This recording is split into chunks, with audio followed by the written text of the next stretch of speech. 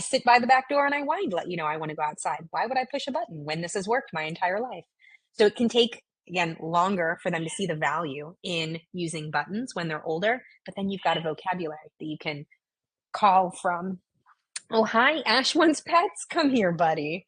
So Ash was a little bit jealous that Adora was getting pets, and so he requested them as well. Adora, beep, beep. Thank you. That's very sweet. Beep. That way everybody can see Ash. Yeah. So especially if you have multi-learner household, uh, having buttons equal abundance, letting anybody participate, everybody get pets, as many hands as you have. Yeah, Katie pets now too. So just trying to reinforce there. And if you are more interested in multi-learner households, uh, body language, these sorts of things, we do have more education around those specifically. All right, let me reshare my screen. We'll keep going through our intros here. Amanda, welcome to you. And Dustin, 4-year-old mini schnauzer. Jim and Jean, welcome to you. And Flannel, great cat name, 2 years old. Part Maine Coon, awesome. Tori, welcome to you and your Portuguese water dog, 1 year old, a few days into training, okay? Unsure of where the noise is coming from, but the fact that she knows something is happening and is intrigued is a great sign already. Awesome. Yeah, keep up the great work. Alita, welcome to you. And Gizzy, 6-year-old rescue Yorkie, had for about 3 months, okay? Smart, food oriented, just got our buttons. Fantastic. I definitely would most likely recommend starting with a food button with you all then, based on what you've said so far. We'll talk more about that. And Doria, welcome to you. And Emery, Bernadoodle, 5 months old. Kristen and John, welcome to you. Rusty and Frank, orange cats. Phoenix and Hamish, welcome. 1-year-old puppy, adopted 3 months ago. Okay. Oh, tripod. Love tripod pups.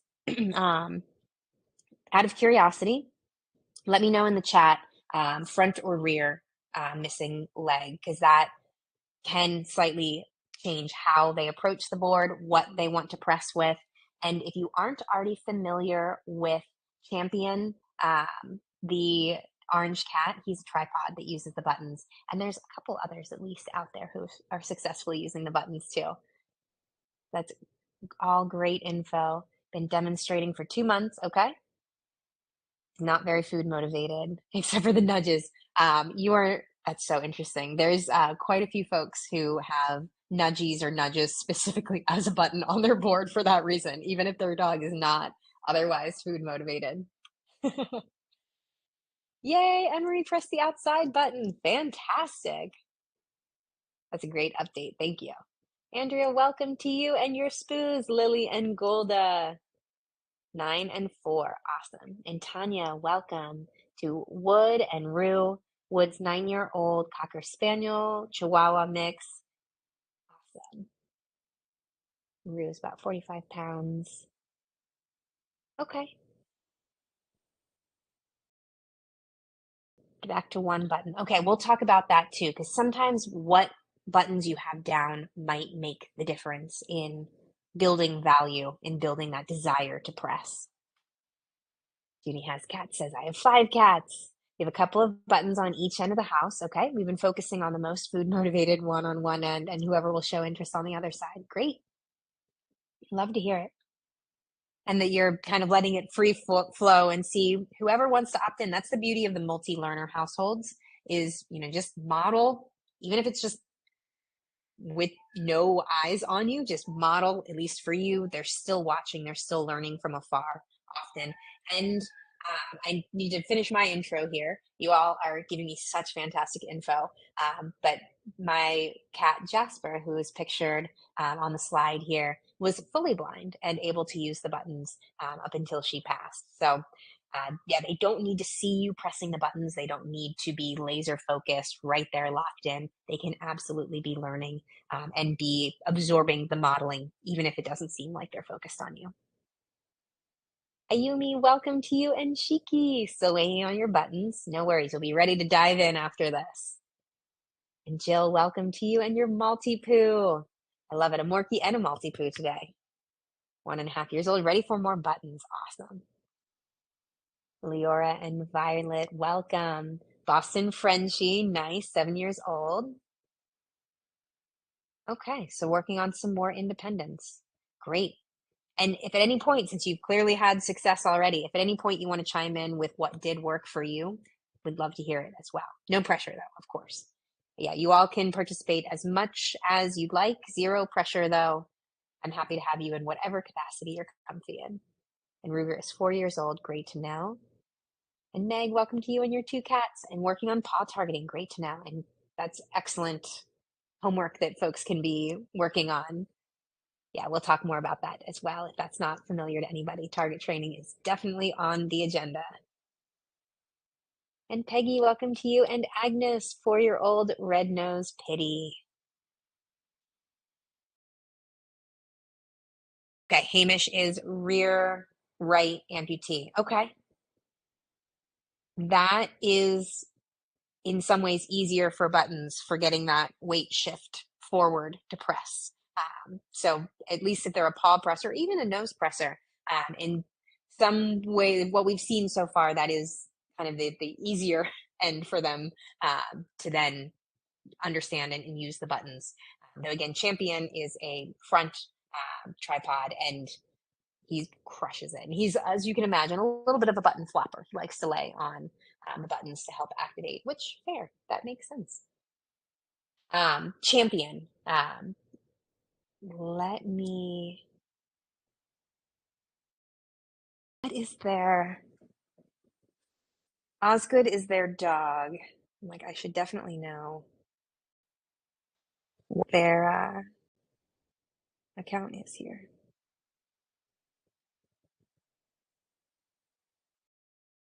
Right, as soon as it loads on my Instagram, I'll add it for you. Thank you for your patience. And Meg, thanks for the detail with Luna and Archie. All right, and Flannel is understanding brush and laser. Okay, he's biting the buttons to press them. Okay, this is all great info. Thank you. Okay. Yeah, and Meg, keep focusing on Luna then at the moment. And some multi-learner households are going to enjoy having their own separate boards or separate areas. We can talk more about that too. All right, and it's chat with, yep, chat with Champ. You got it. I was just about to type that and you beat me to it. Thank you.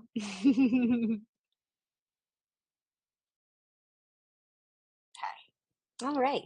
So on the agenda today, our introductions, which we just did, and I will introduce myself as well. Then we'll chat through the keys to button teaching, modeling first words, and target training. This is an interactive discussion. So again, the more info I have, the more I can tailor this to you all, and you have given me great info so far, y'all. Thank you. You definitely took that to heart. And then I will share additional resources after that, including continuing education, how to find the recording of today, where to find some advanced mentorship calls, like as you progress, including things like independent pressing. That sounds like will be helpful for at least one of you so far. And then we'll have time for more Q&A. If you have any additional questions, if you want to talk through questions instead of typing, we've got some time reserved at the end as well. All right, and let me introduce myself. My name is Morgan Krug. I'm a certified dog behavior consultant. I've been working professionally with animals for more than 18 years now. I've had success with my 6-year-old border collie, Adora. She got her start about 4.5 years ago, as well as Jasper. As I mentioned, Jasper has unfortunately since passed from leukemia, but oh my gosh, the ability to communicate with the buttons and to have that level of, I don't know, just assurance at the end. I I could not imagine what it would have been like going through that without buttons. So I was already on board with them, but even more so now, I just think it's a fantastic, potentially lifelong communication skill. And how advanced you want to get with it, how advanced they want to get with it, it's up to you. Even if your goal is 3 buttons or just them telling you when they need to go outside, that's great. I'm happy to help with whatever you want them, whatever level you want them to be at. All right. And I have, in addition to Everybody who you saw on camera so far, including my little senior mini American Shepherd, Ash. I also have Bernie, my one-eyed tuxedo boy, and he just turned a year old and loves to use the buttons as well. A little bit more about us. While Alexander Rossi and Christina Hunger were using buttons previously with their learners, FluentPet is the original button teaching system. So what does that mean? It means that we don't just make the buttons, we make an entire educational setup here. And our mission is to figure out how to teach dogs, cats, and the other animals we share this planet with how to talk or an approximation of it. And we believe that pulling this off will take a village, a community that can develop and share button teaching tips and tricks and work together to discover the most successful button teaching approaches. So that is where you all come in. Our success in this mission entirely depends on your success with your learners.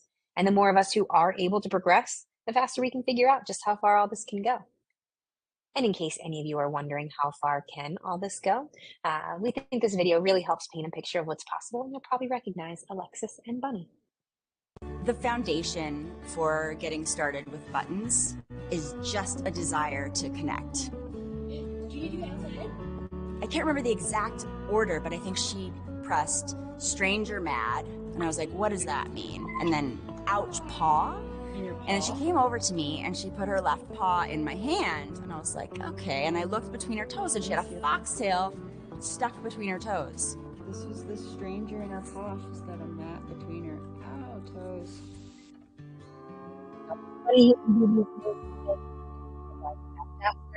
While she was still with us, she had an eye procedure and was able to request medication multiple times afterwards with eyes and help or some combination of that.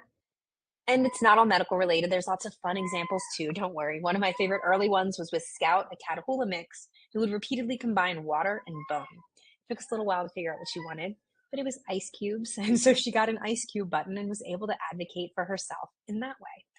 So it really is amazing how creative they can be, even with a limited vocabulary. All right, so how do we get started? How do we begin? With one button or two or three? I see all your questions coming through. Don't worry.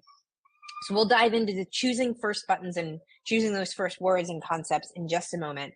But I want you to start thinking about what this actually looks like day to day so that you are more set up for success in what buttons you are going to be choosing to put down for your learners. And we'll talk through food buttons or not or all that. Don't worry, we'll dive in. But what does this look like day to day? Our first step is modeling. And before you have your buttons set up, you can be doing this verbally. Talk to your learners all the time. Be specific with your language. I kept a list of everything that I was saying to my learners while I was waiting for the buttons to arrive.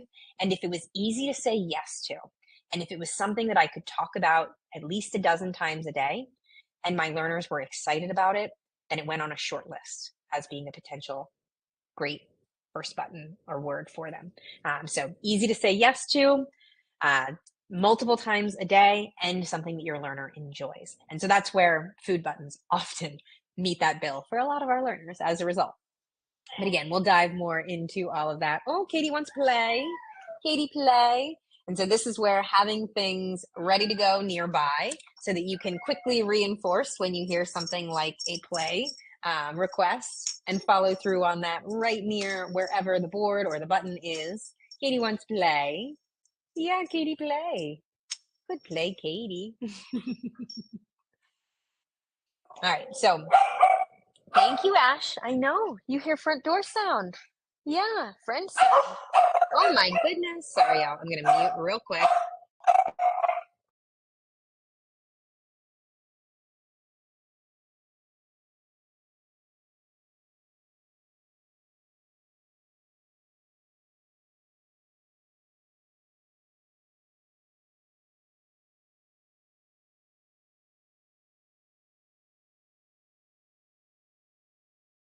Sorry, y'all.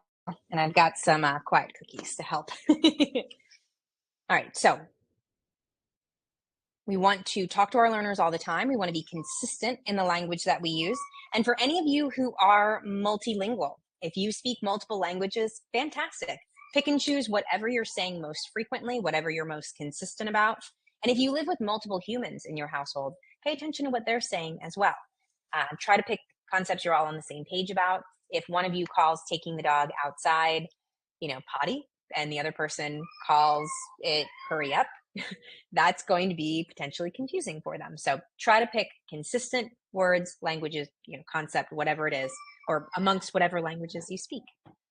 Our learners are already multilingual. They come knowing body language and, to an extent, vocalizations from each other, and then they learn whatever our primary language or languages are as well. So as long as you're consistent, that's the most important thing.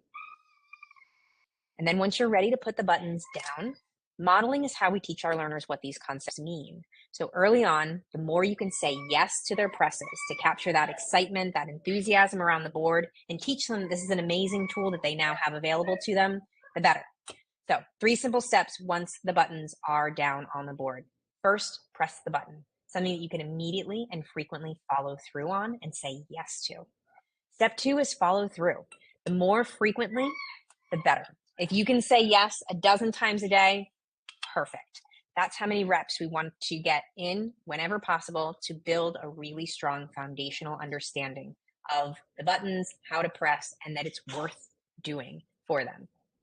And then step 3 is repeat. Go back to step 1, repeat, repeat, repeat. It's a lot of repetition, especially early on while we're helping them understand that the buttons have a consistent meaning and a consistent outcome each and every time. All right, so what does this actually look like? In addition to the kind of modeling you've seen behind me going on here, let me also show you a video with Kelly and her learner, Delmer. This is the first 24 hours that they had buttons down in their household, so you'll see just how many repetitions she's doing.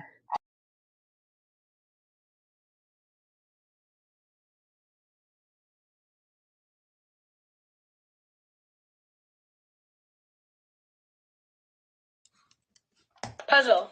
Outside. Outside. Outside. Outside. Outside. Puzzle. Outside. Pet. Puzzle.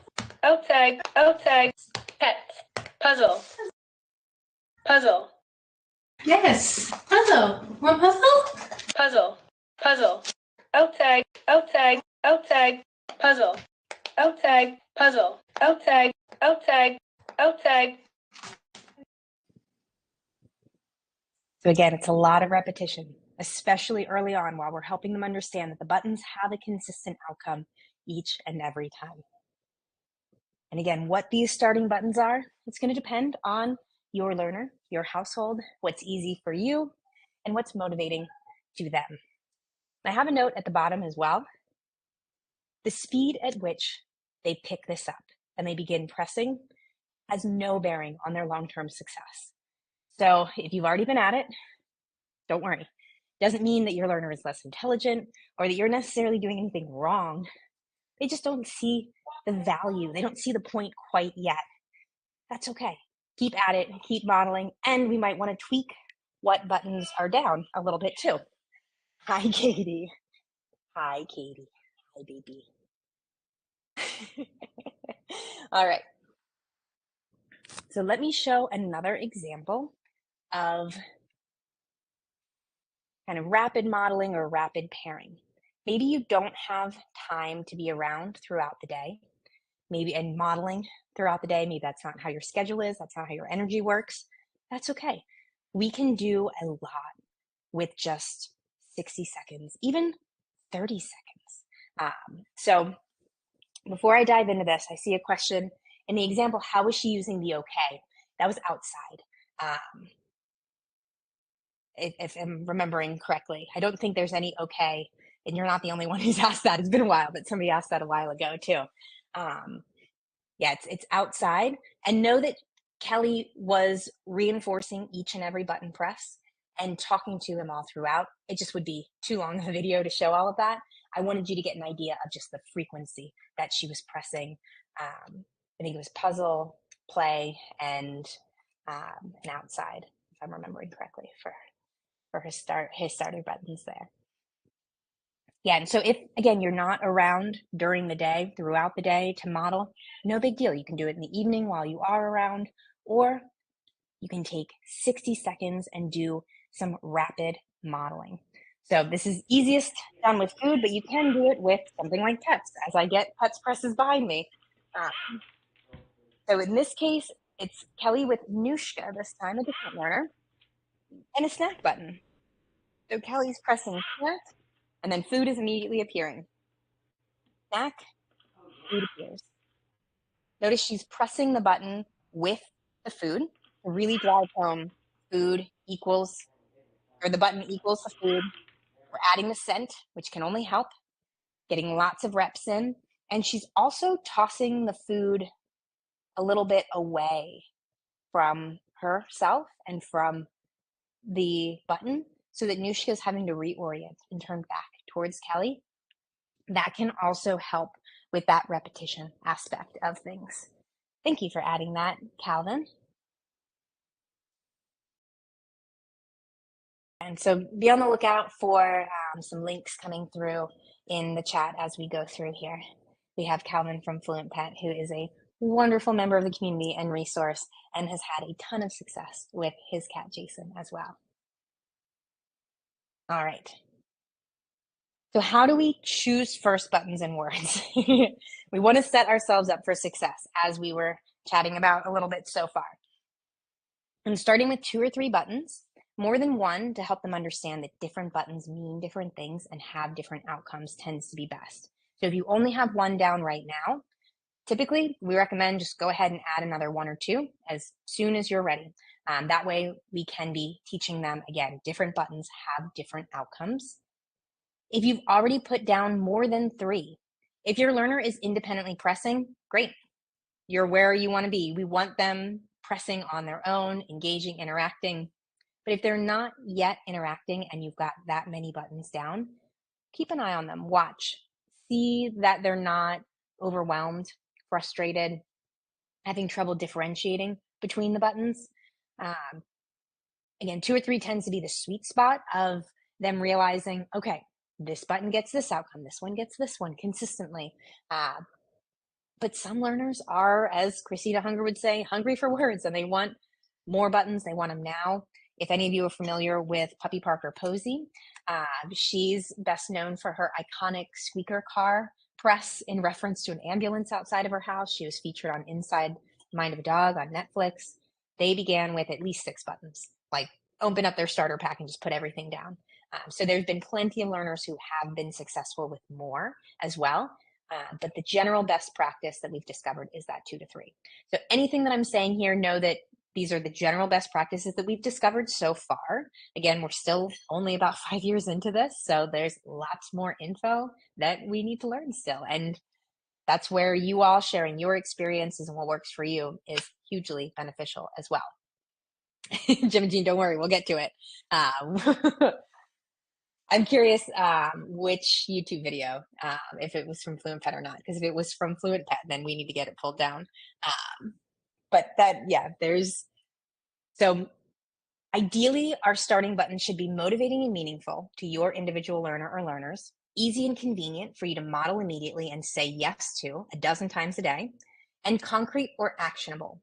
Because the soundboard itself is an abstract tool that they're learning how to use, if we start with abstract concepts, that gets really complicated really quick. So keep it simple, easy to understand, nice and actionable, build that foundation, and then we can get to our more complex and abstract concepts. And we'll go over what some of those abstract concepts are and how to teach them as well in just a slide or 2. All right, so let's dive into food or not food, play, etc. So when you're looking at this criteria, 1, 2, 3, often food is the answer for a lot of our learners here. It's motivating, it's meaningful, it's easy and convenient to say yes to dozens of times a day, and it's concrete. That's why it can be a great starter button. It doesn't feel pressured to, not for everybody. The only times I tend not to recommend a food button, though, at this point now, a year plus into boot camp, even longer than that, with keeping up with the research and the community and where anecdotally a lot of folks are having success. Anyway, we're finding that the only times we don't recommend food buttons is if you have resource guarding that is really intense in your house and it's going to cause conflict, or if your learner is already on a special diet or needs to lose weight. In that case, you're not going to be able to be saying yes to their presses enough, right? That's really frustrating. But otherwise, it gets to the point where I've even broken a single kibble in half.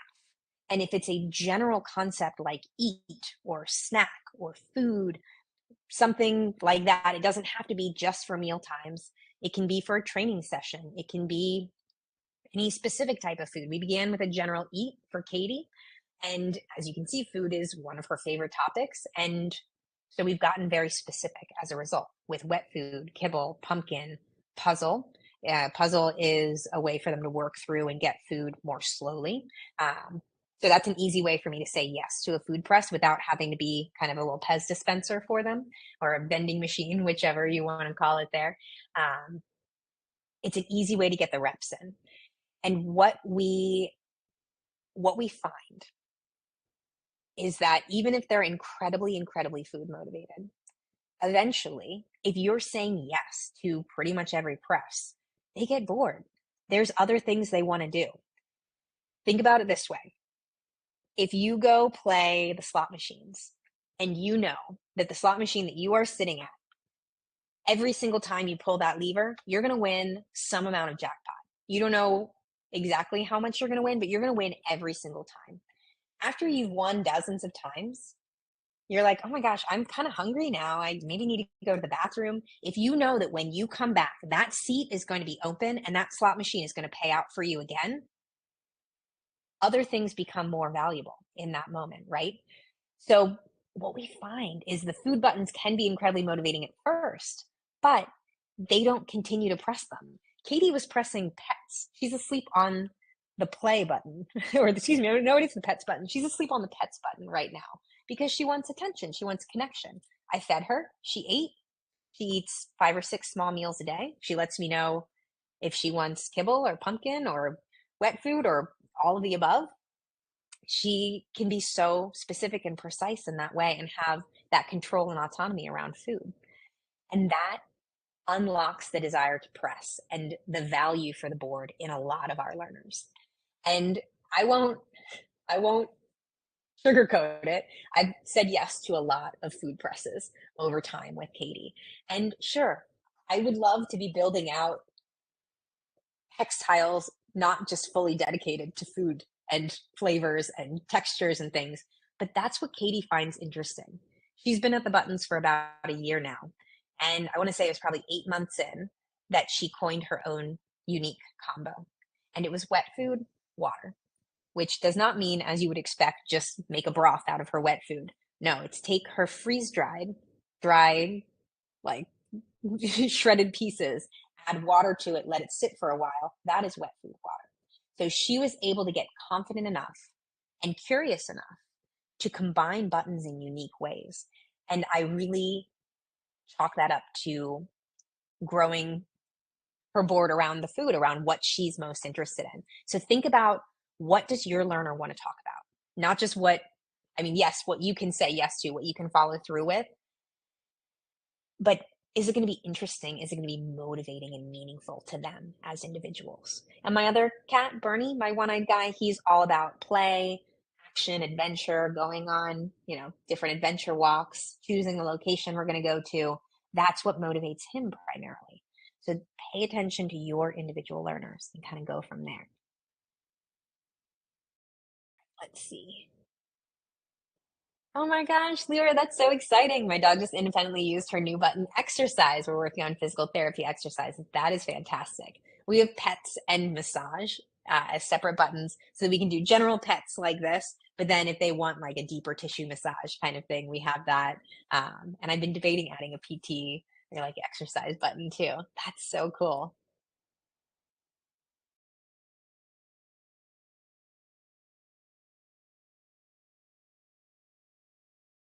And so thank you for the feedback with the YouTube videos and all. And I know even if you look at some of the FluentPet literature that comes with the packets, there's old info out there that's saying, don't start with food. The literature I got 4.5 years ago said that. And I was adamant for my Border Collie Adora. I was like, I am absolutely not starting with food then. I don't want her to be obsessed with food. So you know what I began with for her? Ball and outside. Because that's what my Border Collie is incredibly motivated by. And I was like, I don't want her obsessed with the food button. I don't want her to think that all the buttons equal food, that that's all they're good for, that it's just a transactional trick kind of thing. And again, what motivates my Border Collie more than food? Well, it's playing ball outside. So I very quickly had a too obsessed, too over the top, like flail to press kind of learner. And so I actually added a food button early on to calm her down. It was one of the only ways to get her to focus and to stay in that think and learn zone. Because as soon as I said ball or outside, she was, practically orbiting the moon at that point. And so to that point, when you're looking at our options here, you can do a more general play or a more specific option. It's up to you. Again, for her, ball is life, so it made sense to be more specific. For my kittens, when they started, it was eat, pets, and play that I began with for them. Eat, so that I, again, could be generally modeling it when anybody in the household is eating, including myself. Mom, eat. Anytime I'm eating, I can practice their names. Katie, eat when she's eating. Adora, eat while she's eating, etc. So you can get, really general or get specific. And we began with the general eat, and we've got all the specifics down on the board. As you heard, we began with the specific play tool or play ball for Adora. She has the general play as well on her board that she uses no problem. Outside is on here as a common starting button, but don't feel pressured to start with outside. If you live on the 10th floor, it's not going to be easy and convenient for you to say yes to, especially a dozen times a day. You're also moving away from the soundboard. The beauty of food, play, pets, these sorts of things, you can interact quickly and easily and repeatedly at the board with them and press, model. Whereas with outside, all right, yeah, let's go outside. You can verbally model it, you can press it, and then you go out and you're away from the board. Maybe you bring the button with you if you want. We recorded our walk button on a walk for the first time. I pressed walk repeatedly while we were on the walk. And then when we got home, walk all done, home now, and put that, put it on the board, modeled that, pressed it. So that can be a really relevant way to teach them as well. If you want, you can get creative, take things on the go.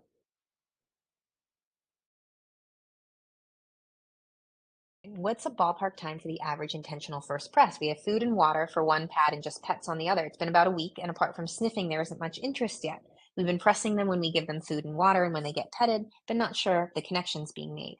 Yeah, so it really depends on the learners and what is motivating them. Some learners, a food button, they'd be like, woohoo, I got it in a day. Others, I mean, and especially with cats, typically a few weeks minimum of modeling before they attempt to press or show interest in pressing. For me, I'm modeling exclusively when my learners get home, modeling a ton, just all the time. And then as soon as they are interested, and interest to me is napping on or near the board, hanging out near it, staring down a button, trying to activate it, batting at it, nosing it, laying on it. That's when I then dive in with the target training that we'll talk about a little bit here. So you're definitely, just at the very beginning of your journey here. Water is an interesting one in that it does pair well with food, but not all of them find water to be very motivating. Cats do on average more than dogs, but if you are already really meticulous about refreshing their water, if they already have a fountain or something like that, what's the motivation for them, right? Where I've seen that work best is for learners who want you to be able to turn on like a faucet for them, or if they do like to tell you like that they want multiple refreshes of water or really, cold water or something like that. So it's up to you. Hi, Katie. Hi, Katie. You're so silly. Come here. Yes, pets. She's just all about attention tonight.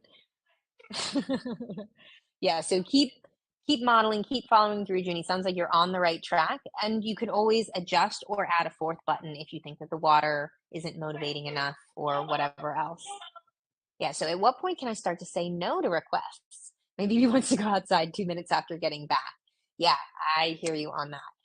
This is where we want them ideally independently pressing regularly before we're, having to tell them no, we're all done or later. But we'll talk about advancing concepts and setting boundaries in a slide in just a minute or two. But I try to say yes, even to this point with my learners all the time, because it's a bid for attention. It's connection, right? and I'm putting money in our relationship bank account that I can withdraw in those times when I can't say yes. Because we're only human, right? There's plenty of times when we've got other things that we're obligated to do, or we might not be feeling well. Hi, Katie. Katie wants kibble. Come here. Yeah, scoop, scoop, scoop. Let me set her back at her feeding station here. Yeah, yeah, and here's your pumpkin too. Good girl. Yeah, so try to say yes as much as you can, but yeah, there's going to be times when it's just not feasible, and that's okay. We'll talk about what to do with advanced concepts in a minute. Oh, let's see. I started the treat for Rue to go outside, but he was pressing it every few minutes, even after me letting him out, so he would get a treat. So now I only give him a treat after he goes outside to potty or play. Yeah, so in that case, okay. Okay, I think I'm understanding now what's happening. So this is why we only want to follow through on what the button says. So if there's an outside button, all you want to do is take them outside. Don't reward for pressing that. The only time we're rewarding them with a treat for pressing a button is if it's a food related button. Now, if they go outside and potty, obviously, yeah. My guys often get a reward for potty. Even my little senior guy, he gets rewarded for choosing to not turn around and try to eat his own potty after he goes to the bathroom. So yeah, I'm all about reinforcing them for life things, but I want the reward for pressing the button to be whatever the button itself says. And so in your case, I would also maybe consider a button that's like a general eat or a general food as opposed to just treat, because then they press treat and you're like, okay, here's treat. But if it's general food, again, you can narrate it while you're eating, while anybody else in the household is, for whatever texture, flavor, but also like a training session. You can initiate it that way, a puzzle, a cookie scatter, something like that. So you've got more options.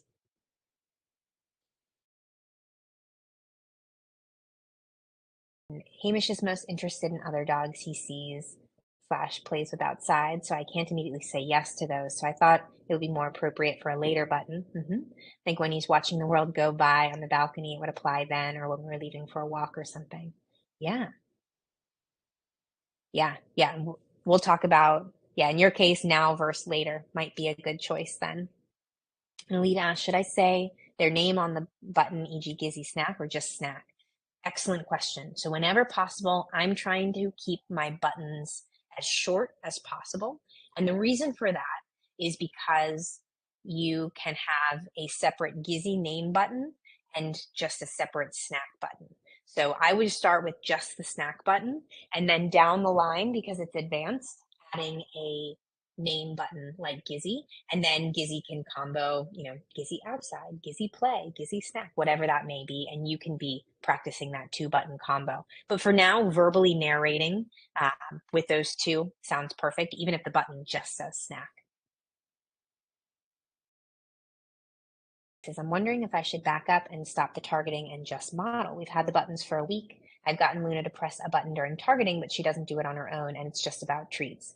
Yeah, I would maybe take a step back. There's no harm in doing your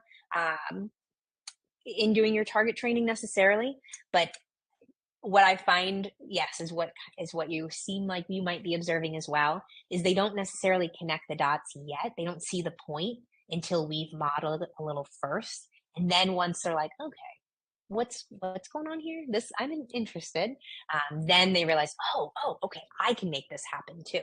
And that's where maybe just doing a rapid modeling session, like what you saw with Kelly and Nushka, the black dog earlier, just doing that rapid modeling. And often after you've done a minute of snack, food appears, snack, food appears, snack, food appears, you stop. If you disengage, like look at your phone for a second, read an email. A lot of times they come up and start like, they might start batting near the button, nosing near it. And that's when you can go ahead and press again or help them realize how to accurately press while they're actively trying to get to it. All right, so quick summary before we jump to our advanced concept slide. If you haven't yet started and you're looking for, again, very, very topical overview, pick 3 buttons, put down 3 hex tiles, and just go. It's up to you how many buttons you want to put per hex tile. When in doubt, that's why I was like, the simplest thing is just 3 buttons, 3 hex tiles, have at it. I don't like to put more than 2 buttons per hex tile, even for small learners when they're starting out, like my kittens when they were itty bitty coming home, still didn't do more than 2 buttons per hex tile. You can always fill them in more down the line. I just don't want them frustrated, overwhelmed, and trying to differentiate too much between buttons there. And while your board is small, while it's portable, bring it with you so you can model. Either bring an individual button with you and model it there. If you know you're going to be snuggled up on the couch for the rest of the night, bring your cuddles, snuggles, pets, whatever your button might be for your household. Bring that with you. And you can just push that while you're snuggled up on the couch together.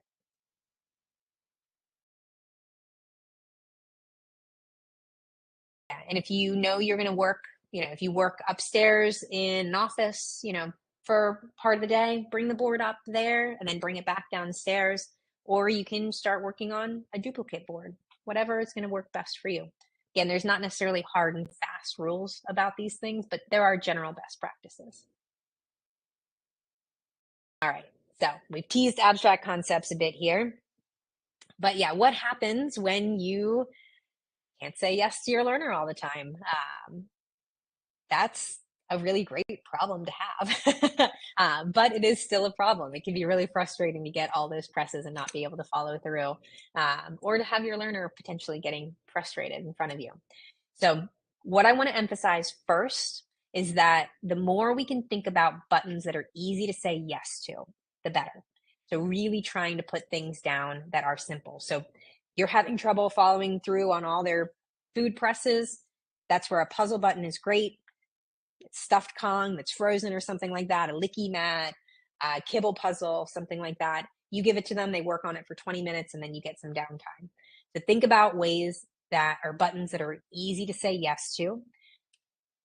That's one of the things to set them up for success so that they're not too frustrated. But yeah, when you're ready to put no on the board or all done or later, whatever, putting something easy to say yes to on the board, and then an abstract pair.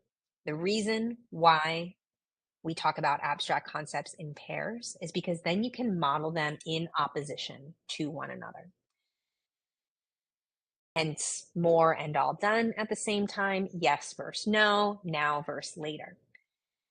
When you think about yes, more outside now, you can be taking action. You're going outside together. The now is a bit more actionable as opposed to no, outside all done, we'll go later. And then nothing happens. That's really tough. That's really confusing and potentially frustrating. So adding them in pairs so they can counter a little bit here can be helpful. And this is where paying attention to the language that you're using. So some of you have already noted, I think later might be the better choice for me. That's great. I found out the hard way for Adora. She was so amped about that ball and outside. I was like, great, I'm going to do more and all done because she knows both of those concepts already. And then I realized that I had taught all done as the end of fun. It meant the end of a training session, the end of playing outside. And so all done wound up being more frustrating for her. And so I very quickly changed what I had put down to now and later instead, since later means yes, just not right now. And that is a lot easier of a concept for her to accept. So I also share that so you know that you can make adjustments, you can make board changes. Change is inevitable, right? It's the only constant in life. Yeah, we just don't want to be changing things too much, too fast, and too soon. We want to be modeling any changes that we make. All right, so more and all done, yes, no, now, later. But we can also be paying attention to other abstract pairs like emotions. A positive emotion button like happy can be modeled in contrast to mad or sad or frustrated. And if ouch is your ultimate goal, if you want to have ouch on the board, a lot of our learners will use ouch for frustration if they don't have a way to already express it. So I highly recommend having like a mad button on your board before teaching ouch. So happy, mad, sad, whatever, safe versus concerned, friend versus stranger. time, today versus yesterday versus tomorrow, now, soon, later, before, all these things. So pay attention to your language, verbally narrate, and be planning ahead for when you can add these to your board. Names versus identity, that can all be a really good one too. Can you give an example of how you would pair the abstract with an easy to say yes to? Yeah, so this is where, and I apologize, as I was explaining, I was like, I feel like I'm making this more confusing tonight. That's where, if eat is hard to say yes to repeatedly, I would add a puzzle button so that I can say yes to the puzzle, and that buys me time. I'm doing that. I'm adding a puzzle button first, and then I'm adding my abstract pair, like more and all done, so that I could then tell them like, eat more puzzle now. And if they seem like they're asking for a meal or dinner or whatever, dinner later, but puzzle now or whatever. And again, even if just more and all done are on your board, you can be verbally narrating the now versus later, these sorts of things. Hopefully that clears it up some.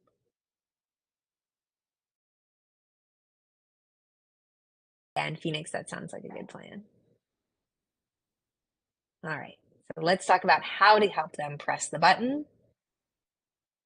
And then we'll talk about more resources, and I'll show some board planning, and we'll talk a little bit about textiles, that sort of thing.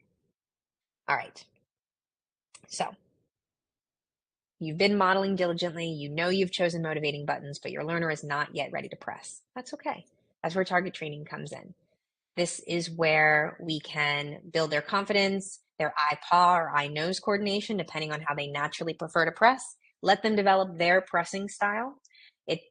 They're all individuals. Bernie, my one-eyed guy, he's a shoulder presser. He flops on the board. He lays to press. He is pretty accurate.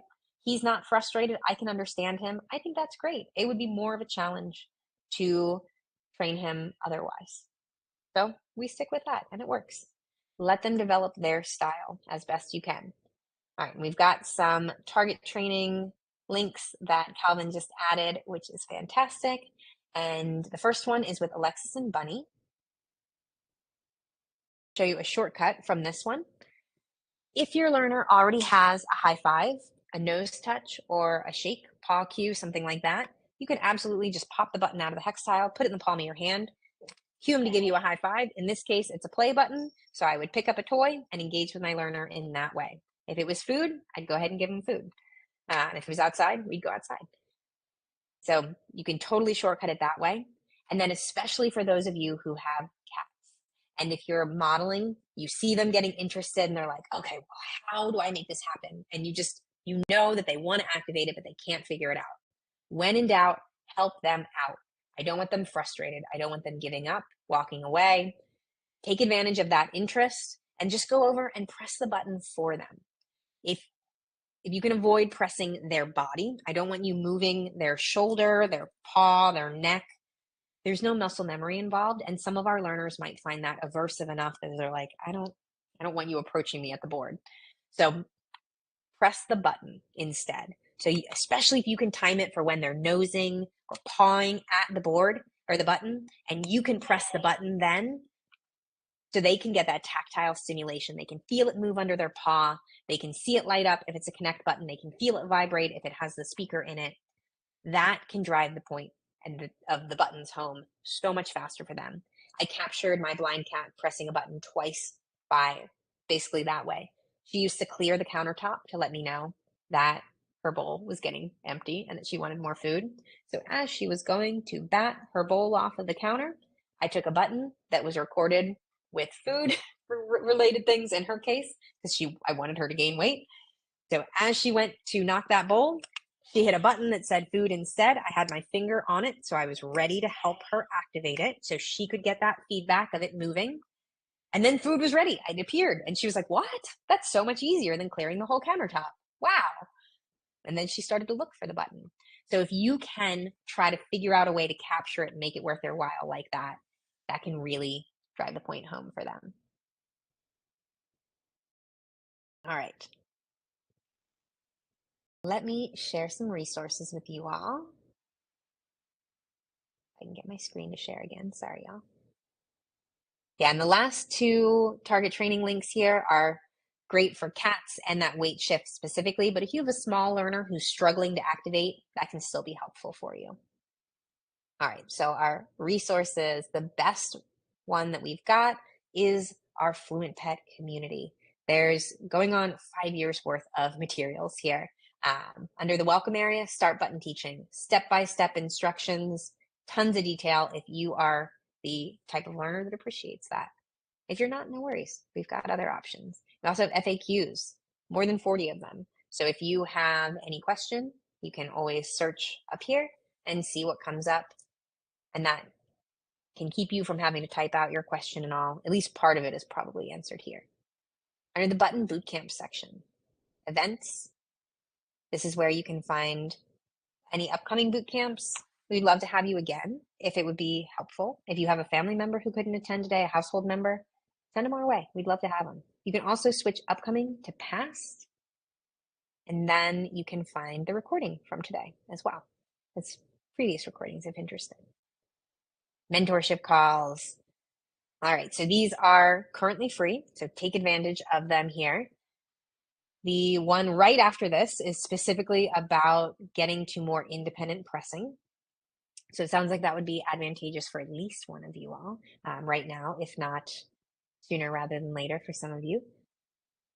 And we've got other great topics, body language coming up Wednesday, and again on Friday, if you want to deep dive into how to translate body language to the board, that's with me. Picking first words if you want more help with that, target training specifically. So these are all deep dives, about 45-minute sessions, starts with a quick presentation and then just kind of discussion throughout. You're welcome to observe or participate, however you're comfy. Cat specific info, modeling, all this fun stuff. We've got the July ones coming up as well. Resources, Self-Study Learning Center. Here's those paw targeting tutorials, soundboard planning tool. If you are a planner, feel free to take advantage of that. Discussions, got lots of great links and all too, as well as sometimes sale infos uploaded there. Show off your soundboard.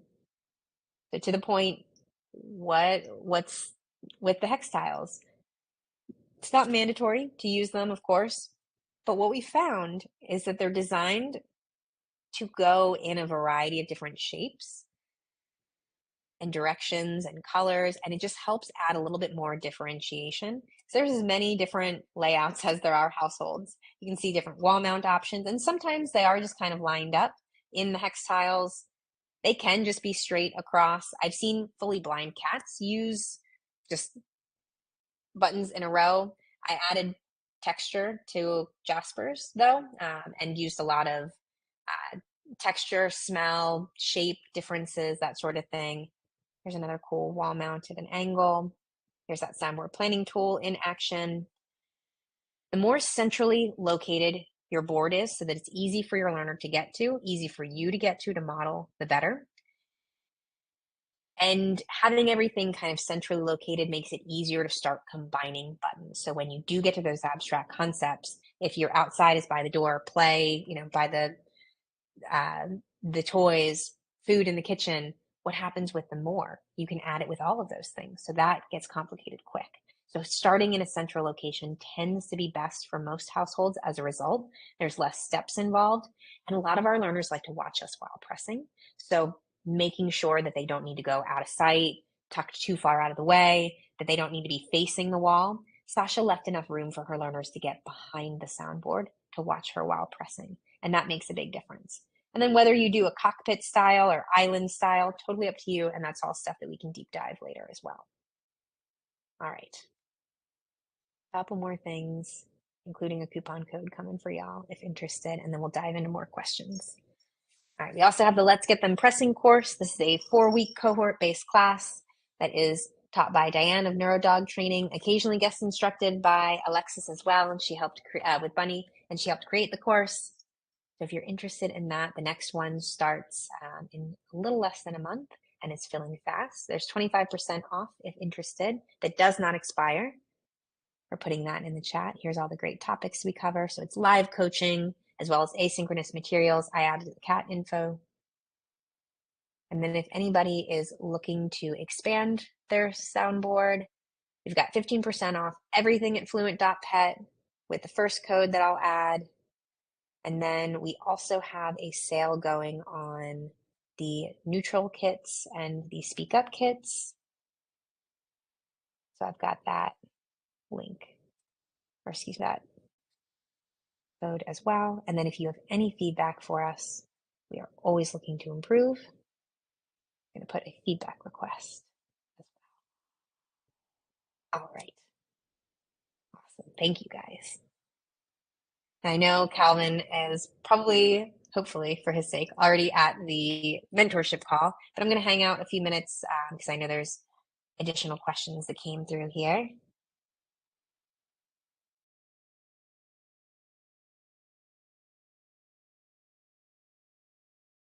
All right. So we'll get the association of noise and activity over time, but there will still be the gap of our learner understanding that they can also press the button. Yes. So Junie, hopefully that was helpful with the capturing as well as just model, press, and then utilize those links for the target training to help them get that weight shift to press if need be. Yeah, there's some really good examples there. Yeah, so Phoenix, no pressure to add the hex tiles if you don't want to. But for me, I like to utilize them just to create all these different sort of board shapes. So like these are all just people related, or people and animals, I mean, household members. So these are just names, labels, sorts of things, all in this one island. Then we've got kind of an activity island and another. So we've got, ours is island style, and I've got a yoga mat underneath of it as opposed to, more hex tiles in between, just so that they're moving around a little bit less. And we can think about them learning how to use the buttons and to use the soundboard is similar to us learning how to type on a keyboard. At first, you're looking at each key, right? You're going really slow, and you need to think about it. And you need to watch and see it appear on the screen to know that it's working. But eventually it gets to the point where you don't need to look at your screen, you don't need to look at your keyboard, you can just be typing away. You can pick up your whole laptop, move it anywhere, and still sit down and go right back to typing. That's the point we want their soundboard to get to, that level of proficiency. And for me, especially with low vision learners, having, partially blind cat and previously fully blind, I want there to be as much distinction to make it easy to navigate as possible. So when you look at your QWERTY keyboard anyway, the F and the J keys have notches on them. Those are your anchor keys to help you orient really quickly and easily. So my goal with the shape of the hex tiles, the colors of the hex tiles, and the layout of the buttons within each individual hex tile, and I'll show you an example of that too. My goal is to have it be visually distinct and texturally distinct so that they can approach from any angle and immediately orient themselves to the soundboard. And apologies if anybody gets motion sick, but just so you can kind of see, my board is also, or our board is also very spread out, much more so than the average household. The reason for that is because I have 4 learners who are sharing a soundboard as opposed to 4 individual ones. I've got one larger, kind of more spread out, so they can all be pressing at the same time. And I've got built-in redundancies for some favorite buttons like food, play, mom. That way it's not a competitive thing for them. I don't want, it to be a resource guarding thing. I want buttons to equal abundance for them. So you can see kind of 2 other island shapes that we have here. And I'll even utilize negative space, a missing button, as a way to distinctly kind of help them out here. So when I say I've got a different layout, not only is it like a weird shape, but then within each individual hex tile, I've got a slightly different layout of how the buttons are arranged. And then, so you can experiment with all that. But again, there are fully monochromatic boards, not like fully blind learners who are using them without any distinction. So it's up to you what fits your aesthetic, your learners are up for.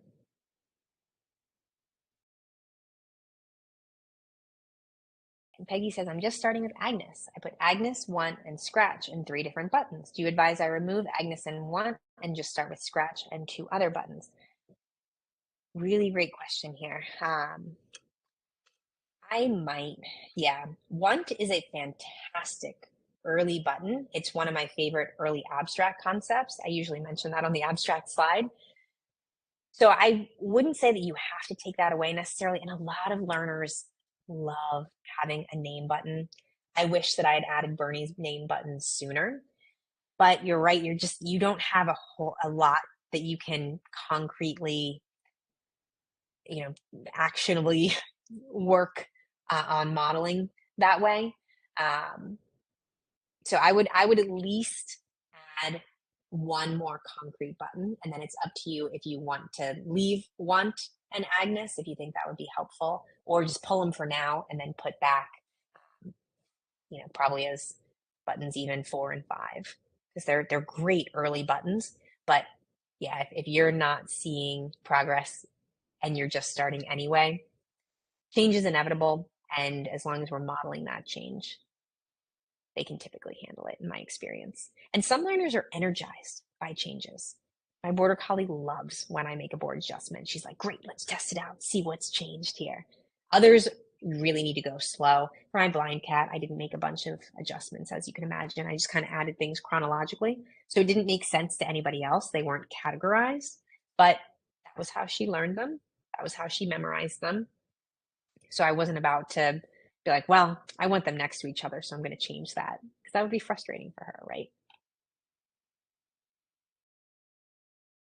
Yeah. Yeah, Phoenix, great thinking there. Sorry, I'm catching up as I scroll through here. Texture might help with feeling secure to lift a paw. Absolutely. Yeah. Yeah, I love the yoga mat for that reason. And some people will use just extra hex tiles to kind of create walkways or nap zones. A lot of cats especially like to nap on the foam.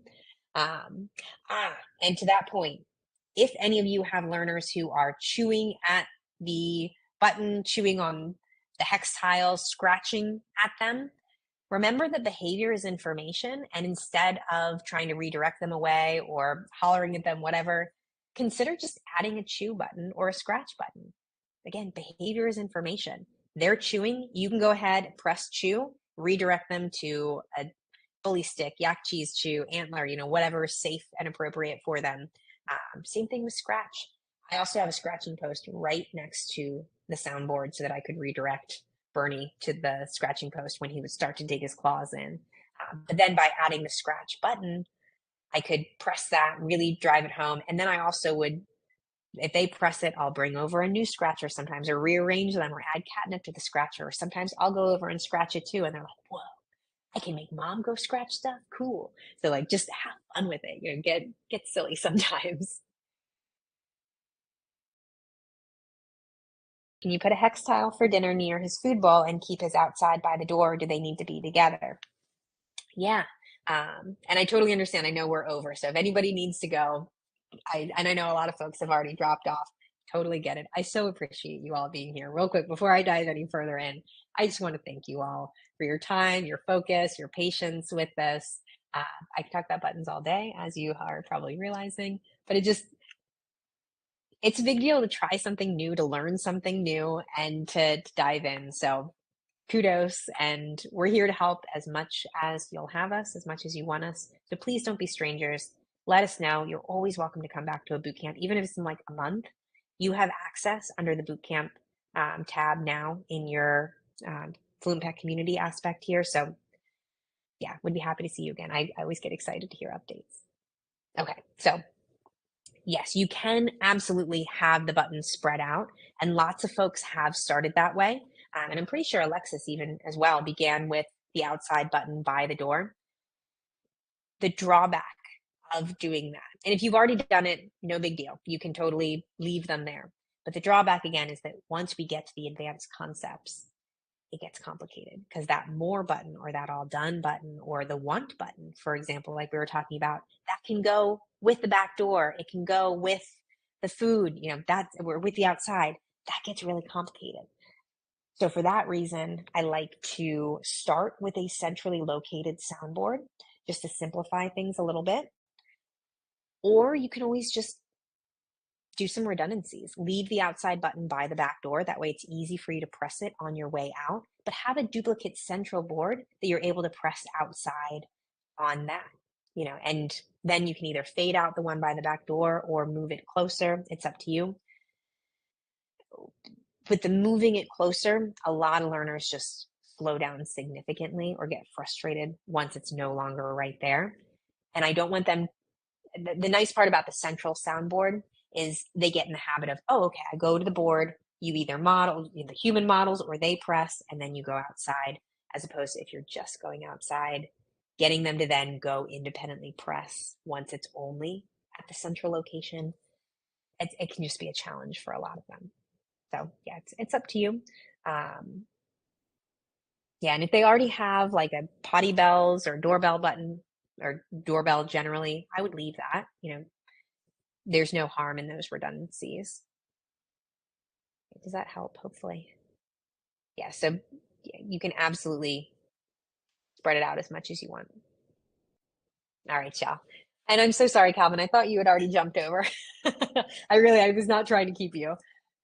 Thank you all so, so much again for being here. I appreciate you all. I will be on. Thank you, Calvin. I'm so sorry. I legit thought you had already switched over. All right, y'all. Thank you again. I'm going to sign off here, but again, I'll be on the lookout for any ways that we can be helpful in the future. Best of luck, but you don't need luck. You know your learner in your household best. You've got this. Have a great rest of your day, everybody. Bye.